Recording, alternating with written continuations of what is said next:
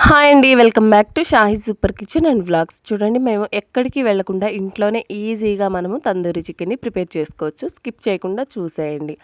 First అయితే ఇలా whole చికెన్ని తీసుకున్నాను నేను. అది 1.5 కిలో ఉంది. స్కిన్లెస్ అన్నమాట. దాన్ని నేను వాష్ చేసుకున్న తర్వాత ఇలా కడాయి పెట్టేసుకొని అందులో వాటర్ని వేసి చికెన్ని పెట్టేశాను కదా.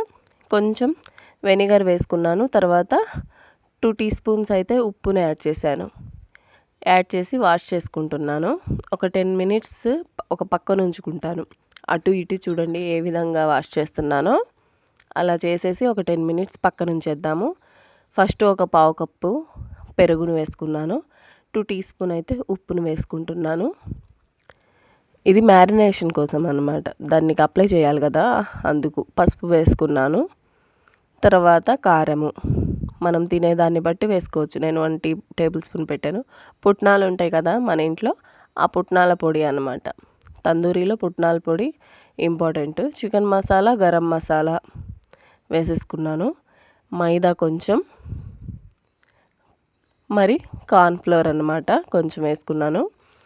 ఆయిల్ వేసి కొంచెం లెమన్ జ్యూస్ని పిండాను అనమాట. తర్వాత జింజర్ గార్లిక్ పేస్ట్ వేసి కలిపేస్తున్నాను. అంతే, సింపుల్గా ఇంట్లో ఉన్న మసాలాలతో చేస్తున్నాను అనమాట. చూడండి, ఈ కోడిని మనము 10 మినిట్స్ పక్కన ఉంచేసాం కదా. చూడండి, దాన్ని ఇలా కట్స్ ఇస్తున్నాను నేను. మనం కలిపి పెట్టుకున్న మసాలా పట్టించాలన్నమాట ఆ కోడికి. పైన రాస్తే కనుక పైనే ఉండిపోయిద్ది తప్ప ఆ కోడికి ముక్కలకి తగలదు కదా. అందుకని ఎక్కడ నేను మెత్తగా ఉంటుందో అక్కడ కూడా బ్యాక్ సైడ్ కూడా అలా ఘాట్లు అయితే చిన్నవి పెట్టేశాను. ఇలా ఫ్రంట్లో అయితే బాగా కటింగ్స్ వస్తాయి. ఇంకా అలా పట్టించాలన్నమాట ఫుల్గా. నేను కలిపినది అదే ఆ కోడికి పర్ఫెక్ట్గా సరిపోయింది. ఉప్పు కారం కూడా సరిపోయింది. మనము చెక్ చేసుకోవచ్చు ఉప్పు సరిపోయిందా లేదా అని. దాన్ని బట్టి మనం యాడ్ చేసుకోవచ్చు. చూడండి, నేను ఓటీజీలో చేస్తున్నాను కాబట్టి రోటసిరీ రాడ్ ఉంది కదా, అదైతే ఆ విధంగా పెట్టేసి దానికి ఆ నూకలు ఉంటాయి కదా, దాంతో నేను గుచ్చుతున్నాను. ఎందుకంటే పట్టి ఉండాలి, అటు ఇటు కదిలిద్ది కాబట్టి. దానికి నట్స్ ఇస్తారు కదా, ఆ నట్లని గట్టిగా పెట్టేశాను.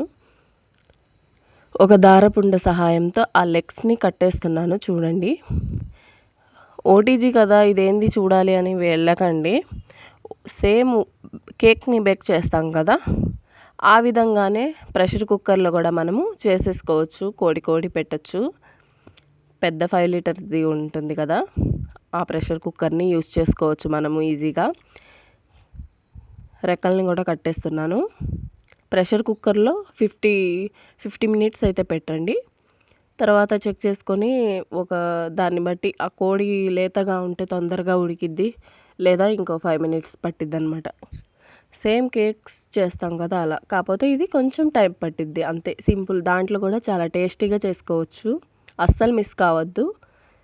మనం రెస్టారెంట్స్కి వెళ్ళి డబ్బులు పెట్టేదానికంటే కూడా ఇక్కడ తక్కువ ఖర్చులో అందరం కూడా మనం తిని ఎంజాయ్ చేయొచ్చు, హెల్తీగా ఉండొచ్చు అన్నమాట. రెక్కల్ని కూడా కట్టేసాయి. ఎందుకంటే రోటరీ రాడ్ ఓవెన్లో పెట్టిన తర్వాత తిరుగుతూ ఉంటుంది కదా, అప్పుడు మనకి ఓవెన్ నిండా పడకుండా ఉంటుంది. తిరగడానికి దానికి ప్లేస్ అనేది ఉంటుందన్నమాట. ఆ కాళ్ళు కట్టకపోతే కింద తగులుతాయి కదా, అందుకని అలా కట్టేసాలి. ఇంకా మన ఛానల్ని సబ్స్క్రైబ్ చేసుకోకపోతే వెంటనే సబ్స్క్రైబ్ చేయండి. మీరు ఓటీజీ లేకపోతే ప్రెషర్ కుక్కర్లో అయినా చేయండి. ఆ తీసిన తర్వాత కొంచెం చల్లారిన తర్వాత ఆ కోడిని ఇలా గ్యాస్ మీద పెట్టేశాను. సిమ్లో పుల్కాలు కాలుస్తాం కదా, అదైతే పెట్టాను స్టాండ్ కింద. దాని మీద ఈ కోడిని పెట్టేసి నెయ్యి లేదా బటర్తో కాల్చుకోవాలి ఈ విధంగా. చూడండి ఏ విధంగా ఉందో. అప్పుడే కదా తందూరి అంటే బొగ్గు ఫ్లేవర్ రావాలి. ఆ ఫ్లేవర్ అనేది చాలా బాగా ఉంది.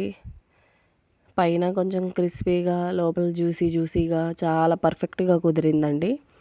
సబ్స్క్రైబ్ చేసుకోండి.